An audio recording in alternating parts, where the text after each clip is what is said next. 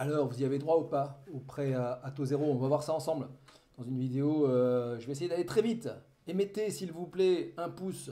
Abonnez-vous, partagez cette vidéo et écoutez aussi cette vidéo à la vitesse minimum 1,25. Ça vous fera gagner du temps. Et le temps, c'est de l'argent, vous le savez. Ça ne peut ni s'acheter ni se vendre. Voilà, c'est ce qu'on a de plus précieux, comme la santé. Allez, petite parenthèse d'introduction. Effectivement, il y a 6 mois, le gouvernement a annoncé donc un desserrement des conditions de revenus du prêt à taux zéro. Et le décret s'est passé à inaperçu. On n'a pas entendu ça beaucoup dans les médias. Mais le décret est paru en avril. Et on va voir, donc on remercie Marie-Ève Freinet, quelles sont ces conditions de revenus. Avec des taux d'intérêt dépassant encore largement les 3,5, ça vient encore d'ailleurs un peu de baisser. Hein, malgré. Et on ne s'affole pas. On est sur des niveaux revenus normaux. On est sur des niveaux normaux, normaux de prêt, de taux. Voilà, la période de 2020, 2019, 2022, là, c'était le paradis. Mais ça n'est pas prêt de se reproduire. D'accord. Donc on revient. Moi qui ai investi de nombreuses fois pendant 25 ans dans l'immobilier, j'ai connu ces taux-là tout le temps, même plus haut, 5, 5,5, 6. Hein, à 3,5, mais on est bien, on est bien. Alors, toutes les solutions pour limiter le coût de l'emprunt sont à étudier, effectivement. Quand on vous prête de l'argent gratuitement, autant y aller. Dans cette, dans cette perspective, l'assouplissement des conditions de revenus est a priori une nouvelle réjouissante, bah, bien sûr, on va voir. Si une nouvelle modalité d'octroi ayant fait l'objet d'une communication du ministère de l'an dernier, ça en passe rapidement. Alors, résultat. Alors qu'auparavant, le plafond de ressources le plus haut était fixé à 37 000 euros par an, eh bien, ceux qui étaient entre 37 000 et 49 000, vous allez pouvoir sauter de joie. Parce que, effectivement, ce plafond augmente de 32%. Alors, en soi, ce plafond ne renseigne pas directement sur l'éligibilité ou pas au PTZ, et ce pour plusieurs raisons. Tout d'abord, les revenus sont appréciés en fonction de la composition du foyer. Creusons un peu le sujet. Des plafonds par tranche. Plus le ménage justifie de revenus faibles rapportés au nombre de personnes le composant, plus il a de chances, c'est logique, d'appartenir aux premières tranches du barème du PTZ. Il y en a 4 des tranches. Et en conséquence d'avoir accès au PTZ pour un montant de financement élevé, pour avoir le max de PTZ. Pour rappel, un PTZ ne peut couvrir l'intégralité du besoin de financement. Son poids peut varier de 20 à 50% quand même du coût de l'opération, selon les revenus et l'emplacement du bien éligible. C'est quand même pas neutre, pas du tout neutre. La détermination de cette tranche, alors ça va de soi que ça ne concerne que l'acquisition de la résidence principale, hein, je ne l'ai pas précisé, mais les investisseurs immobiliers, l'immobilier locatif, on oublie. La détermination de cette tranche est donc fondamentale. Pour la connaître, le ménage doit diviser les revenus fiscaux de référence de l'année N-2, N-2, de l'ensemble des personnes qui vont occuper le logement. Pour un PTZ en 2024, ce montant se trouve sur l'avis d'imposition 2023, portant sur les revenus 2022. C'est le dernier que vous avez reçu en août dernier en fait. Il suffit donc, je reprends, doit diviser les revenus fiscaux de référence de l'année N-2 de l'ensemble des personnes qui vont occuper le logement par le coefficient familial indiqué à l'article L311010 du Code de la construction et de l'habitation. Une mise en garde. Ces coefficients familiaux ont été revus au 1er avril dernier. Ils varient désormais de 1 pour une personne seule à 2,4 dès que le foyer comprend au moins 5 personnes.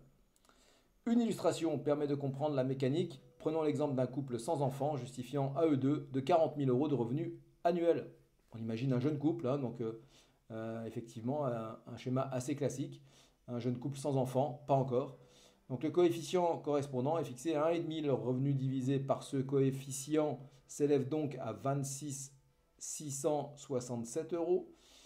C'est ensuite, en comparant ce montant à ceux indiqués dans le tableau ci-après, que l'on détermine l'éligibilité au PTZ en fonction de l'emplacement du bien, ainsi que le montant du prêt à taux zéro.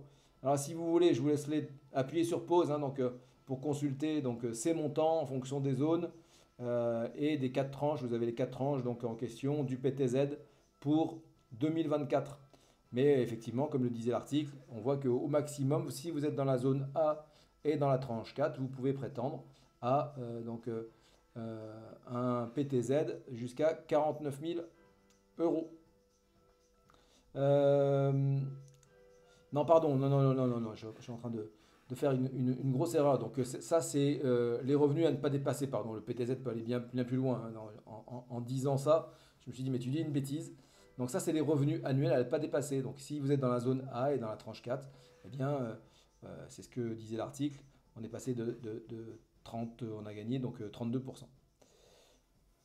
On a donc les références du décret si vous voulez creuser plus loin et donc c'est quand même une bonne opportunité.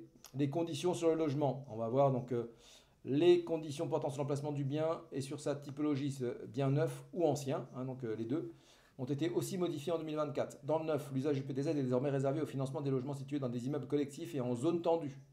Excite la maison individuelle, hormis pour quelques exceptions, comme les opérations faisant l'objet d'un contrat de prêt social, location, accession ou d'un bail réel solidaire qui reste éligible au PTZ neuf individuel, y compris les zones détendues.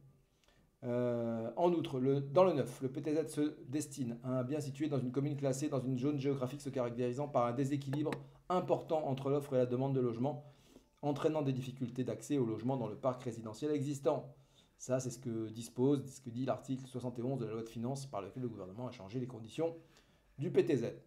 Cette notion de déséquilibre important renvoie aux zones A, bis et bien, qu'on connaissait notamment pour l'éligibilité et les montants des plafonds en loi Pinel. Donc récemment, pour accompagner le recentrage des dispositifs d'aide sur les zones tendues, plus de 200 communes, autrefois classées C, B1 et B2, ont basculé dans les zones A. Donc ça, c'est quand même une très bonne nouvelle.